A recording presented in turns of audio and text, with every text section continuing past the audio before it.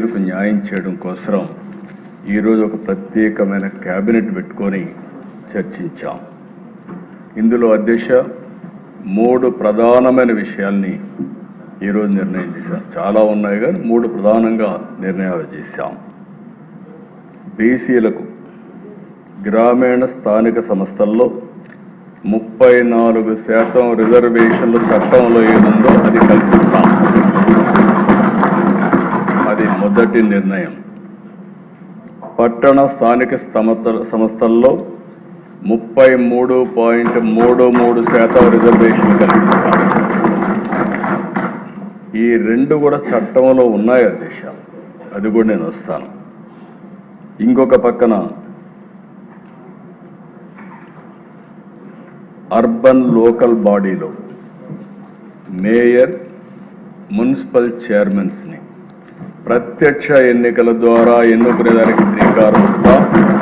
ప్రత్యక్ష ఎన్నికల ద్వారా ఎన్నుకుంటారు.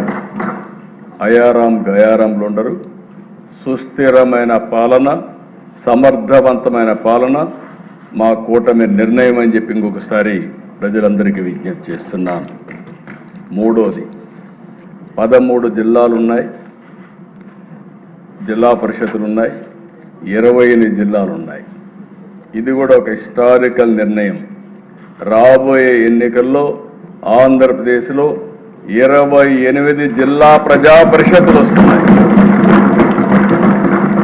ఈ 3 నిర్ణయాలు, ఇంక చిన్న చిన్న నిర్ణయాలు ఒకప్పుడు పదవుల కోసం రాజ్యాంగాన్ని మిస్యూజ్ చేశారు.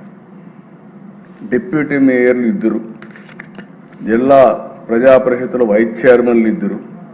అంటే వీళ్ళకి పదవులు కావాలంటే ఇచ్చారు కానీ బీసీలకు మాత్రం రిజర్వేషన్లు కాపాడలేకపోయిన ప్రభుత్వం గత ప్రభుత్వం అని చెప్పి కూడా నేను మీకు తెలియజేసుకుంటున్నాను. తెలుగుదేశం పార్టీనే బీసీలకి అత్యధిక పదవులు ఇచ్చిందని, తెలుగుదేశం పార్టీనే బీసీలకి అనేక రకాలుగా అండదండలుగా ఉందని చెప్పి నిన్న అసెంబ్లీలో ఈ రోజు చూస్తూ ఉంటే పెద్ద ఎత్తున డప్పు కొట్టుకోవటం జరిగింది.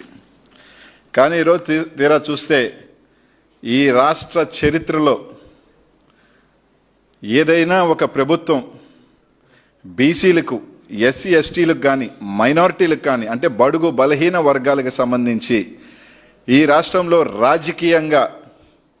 రాజకీయంగా రాజ్యసభల దగ్గర నుంచి సర్పంచుల దాకా అనేక రాజకీయ పదవుల్లో తీసుకుంటే వైఎస్ఆర్ కాంగ్రెస్ పార్టీ మాజీ ముఖ్యమంత్రి వైఎస్ జగన్మోహన్ రెడ్డి గారు ఇచ్చిన పదవులు ఇప్పటిదాకా ఏ రాష్ట్ర చరిత్రలో కూడా ఎవరి కనీ విని రీతిలో జగన్మోహన్ రెడ్డి గారు ఇవ్వడం జరిగింది.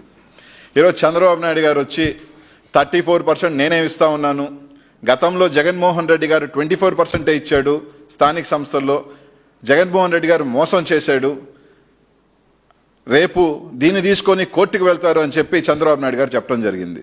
అసలు నిజంగా 2019లో అధికారం వచ్చిన తర్వాత జగన్మోహన్ రెడ్డి గారు 34% రిజర్వేషన్ ఇవ్వాలని ఆలోచన చేసినప్పుడు కోర్టుకు వెళ్ళిన వ్యక్తి ఎవరు? మీ పార్టీకి సంబంధించిన నామినేటెడ్ పదవి అయినా ఇచ్చి బీరు ప్రతాప్ రెడ్డి గారు కాదా అని అడుగుతా ఉన్నాం. ఆయన చేత ఒక పక్క కోర్టులో వేయించి 34% రిజర్వేషన్ ఆ రోజు మా బీసీ సోదరులకి సంబంధించి స్థానిక సంస్థల్లో ఆ రోజు రిజర్వేషన్ అడ్డుకున్నది తెలుగుదేశం పార్టీ కాదా అని అడుగుతా ఉన్నాం.